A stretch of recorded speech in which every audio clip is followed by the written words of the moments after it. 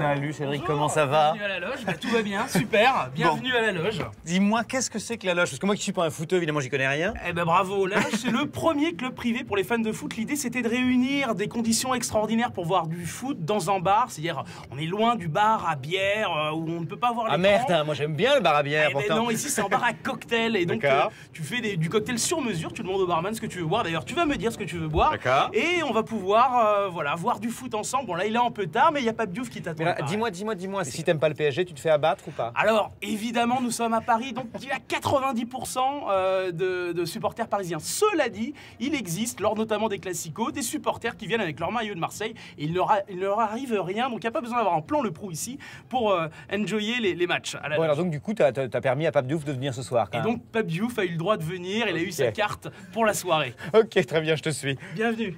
Qu'est-ce que tu veux boire? Eh ben écoute, je sais pas, t'as quoi comme cocktail? Avec ce que tu veux. Je sais pas, mais une sorte de fruits rouges, par exemple. Tu peux me faire D'accord. ça? Exactement, on va demander à Guillaume et on va avoir tout ça. Ok, nickel. Good. Bon. Bonjour Pape, comment ça va? Bonjour, ça va? Je suis content de vous voir.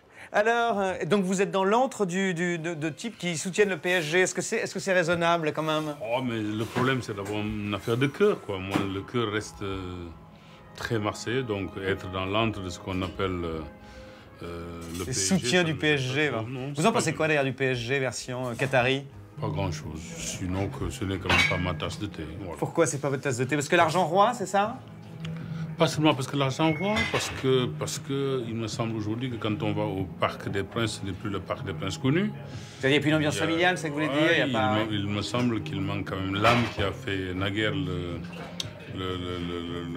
ce stade parisien. Aujourd'hui, on en est un peu dans une ambiance préfabriquée et ça, c'est un peu gênant. Toi, mon petit Cédric, avec tes pétrodollars du Qatar, Ouais.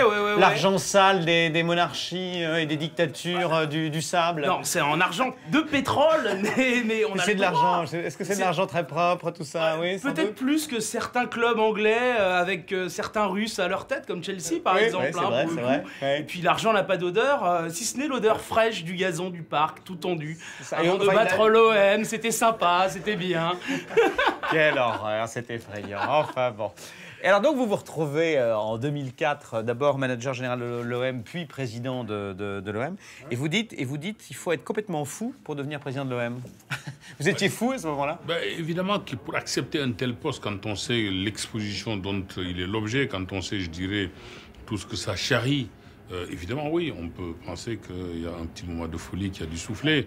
Mais très rapidement, puisque si j'ai dit ça, j'ai dit aussi qu'il faut être encore plus fou de penser qu'on ne quitte jamais ce club-là, qu'on n'en part jamais. Ce n'est pas une Vous avez compris dès le départ que vous partiriez, enfin que ça se terminerait à un moment ou à un autre. Dès le forcément. premier jour, j'ai commencé le compte à rebours déjà. Ouais. Voilà, en sachant que de toute façon, ça allait prendre fin. Bon, ça a duré 5 ans, c'est pas si mal. 5 ans, oui, c'est vrai que quand on considère la durée de vie d'un président de l'OM qui est en règle générale de 2 ans, 2 ans et demi, Ouais. oui, j'ai quand même connu un bail avec le club Marseille, oui. Alors à l'OM, vous allez faire du foot, mais vous allez aussi, vous dites, fréquenter quand même une bonne tripotée de traites, de faux culs, d'incompétents, d'usurpateurs. Vous n'êtes pas laissé avec le dos de la cuillère quand même, en parlant des gens autour de vous. C'est vrai que ce livre-là, il ne faut pas le considérer simplement sous son angle olympien. Je n'ai pas fait un livre règlement de compte, je n'ai pas fait un pamphlet. Ceux qui me connaissent savent que j'ai le courage physique et intellectuel, s'il fallait en faire, de le faire. Ouais. À partir du moment où maintenant on énonce des vérités, évidemment, il y en a qui se sentent visés. Ouais. Et cela s'agite un peu, cherche, je dirais, quitte à utiliser un tas d'immondices et d'insanité ou de mensonges pour justifier. Enfin, il y en a que vous avez nommé quand même, parce que votre Bien sûr, mais évidemment, successeur, Vincent Labrune, il en prend cher quand même. Vous avez expliqué qu'il venait du néant. Oui. Vous avez expliqué aussi que c'était un manipulateur qui avait toujours agi dans votre dos pour vous dégommer. Regardez sa vie et dites-moi si j'ai dit des choses qui n'étaient pas vraies. Je connais pas assez bien sa vie, notre vie. Si, vraiment. C'est un faux cul comme ça et un méchant. Allez demander à ce qu'il connaît. Vous savez, c'est le même, je vais vous l'expliquer. Lorsqu'il est arrivé, qui a dit Pape Diouf est parti seulement sur un différend avec l'actionnaire, il était compétent. Il était, il avait le symbole du club et sa présence a été de grande qualité. Ouais. Quelques mois après, c'est la même personne qui dit exactement le contraire. Ouais. C'est vrai, Albert, Edgar Faure le disait, c'est pas la girouette qui tourne, c'est le vent.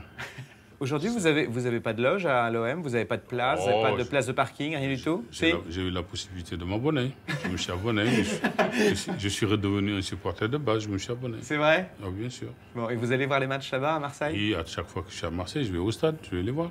Si on vous proposait aujourd'hui un poste de dirigeant d'un club de Ligue 1, vous diriez quoi? Écoutez, il faudrait voir d'abord dans quelles conditions cette proposition. Mais vous dites pas non d'emblée.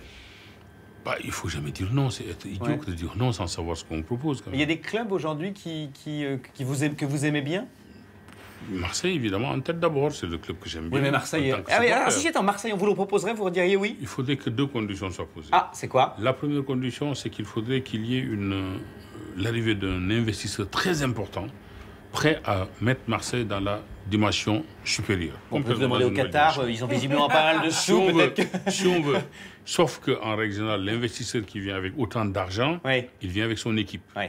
Donc, peu probable. La deuxième condition serait le contraire de ce que c'est ce que je ne souhaite absolument pas, que le club un jour tombe tellement bas qu'il faille le ramasser à la petite cuillère. Ça, le supporter que je suis redevenu, ou que je suis toujours resté, ne le souhaite pas du tout. Donc, peu probable aussi.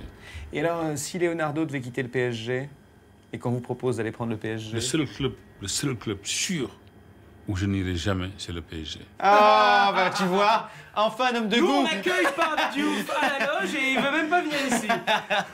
Faut lui faire dire ici c'est Paris. Je pense que j'aurais trop le sentiment de trahir vraiment les Marseillais. Ah oui, c'est ça. Tenu éloigné du niveau des pros, je reviens agile comme Bebeto.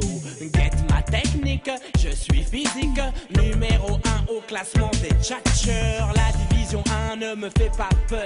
Le Kaiser du rap, le roi, le pape mène l'attaque et les sponsors attaquent. On m'attaque et j'évite les tacles.